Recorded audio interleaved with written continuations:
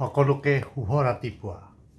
আলোচনাৰ বিষয়বস্তু সমান্তৰ প্ৰগতি, ইংৰাজীত এৰিথমেটিক প্ৰগ্ৰেশ্যন। সমান্তৰ প্ৰগতিৰ যিকোনো প্ৰশ্ন নিজেই বনাব পাৰি। ধৰা হ'ল মই এটা সংখ্যা লিখিলোঁ 3।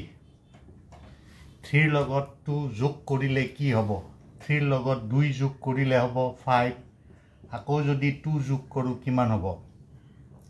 7। এনেকৈ গৈ গৈ গৈ শেষত লিখিলোঁ 203। এইটো এটা সমান্তৰ প্ৰগতি। বহুতে ক'ব পাৰে 203 ছাৰ কেনেকৈ লিখিলে? 203 কেনেকৈ লিখিলোঁ আগৰ ভিডিঅ'টো চালে গম পাব। এতিয়া এই সমান্তৰ প্ৰগতিৰ প্ৰথম পদ a সমান 3 আৰু সাধাৰণ অন্তৰ d সমান দ্বিতীয় আৰু প্ৰথম পদ বিয়োগ কৰিলে সাধাৰণ অন্তৰ পাম 5 - 3 2। এতিয়া সমান্তৰ প্ৰগতিৰ পদৰ সংখ্যা যদি নিৰ্ণয় কৰিব দিয়ে, শেষত যোনটো পদ আছে সেইটোক সদায় n-তম পদ বুলি ধৰিব লাগিব। n-তম পদ অৰ্থাৎ an ধৰিব লাগিব। তো ধৰা হ'ল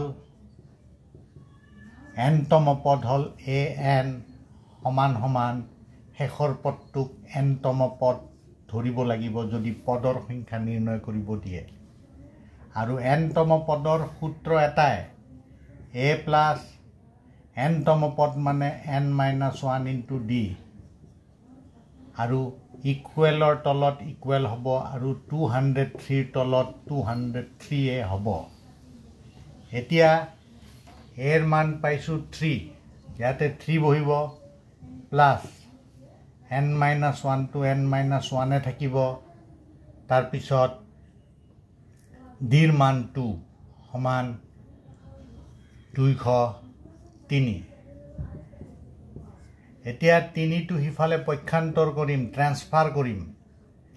n-1 পূৰণ 2 থাকিব আৰু 3টো যদি সিফালে যায় 3ৰ আগত প্লাছ, পাছফালেও প্লাছ, গতিকে 3টো সিফালে গ'লে মাইনাছ হ'ব 203 - 3। এতিয়া n-1 পূৰণ 2 সমান 203 আৰু 3 বিয়োগ কৰিলে 200 হয়। এতিয়া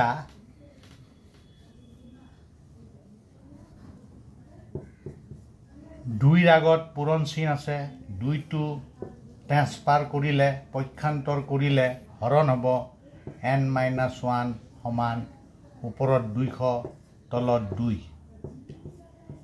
n-1 সমান 200ক 2ৰে হৰণ দিলে 100 হ'ব 100। এতিয়া -1 আছে ইয়াতে, -1 সিফালে ট্ৰেন্সফাৰ কৰিলে +1 হ'ব। n সমান 100 + 1, n সমান 101। অৰ্থাৎ এই সমান্তৰ প্ৰগতিটোৰ পদৰ সংখ্যা হ'ল 101। পদৰ সংখ্যা 101, অৰ্থাৎ 101টা পদ আছে। কোনোবাই যদি অতি সোনকালে ফৰ্মুলা ব্যৱহাৰ নকৰাকৈ উত্তৰ উলিয়াব বিচাৰে, তেতিয়াহ'লে এটা কাম কৰিব, লাষ্টৰটোৰ লগত প্ৰথমটো বিয়োগ কৰিব। 203 বিয়োগ 3 200। তাৰপিছত 5 আৰু 3 এই দুটা বিয়োগ কৰিলে কিমান হয়? 2। 2ৰে 200ক হৰণ কৰিব। 2 1 গুণ 2, 0 2 0 গুণ 0 আকৌ 0 2 0 গুণ 0। কিমান পালোঁ? 100। এতিয়া 100ৰ লগত যদি 1 যোগ কৰোঁ সদায়, তেতিয়াহ'লে 101, অৰ্থাৎ পদৰ সংখ্যা হ'ল 101। অৰ্থাৎ সমান্তৰ প্ৰগতিৰ পদৰ সূত্ৰ ব্যৱহাৰ নকৰিও সোনকালে যদি কোনোবাই অকল উত্তৰটো বিচাৰিব খোজে, তেতিয়াহ'লে এই পদ্ধতিটো ব্যৱহাৰ কৰিব পাৰে, প্ৰয়োগ কৰিব পাৰে। শেষৰটোৰ লগত প্ৰথমটো বিয়োগ, তাৰপিছত দ্বিতীয় আৰু প্ৰথম বিয়োগ, যিমান পালোঁ সেইটোৰে হৰণ কৰাৰ পিছত উত্তৰক সদায় একেৰে যোগ কৰিলে আমি পদৰ সংখ্যা পাম। ধন্যবাদ।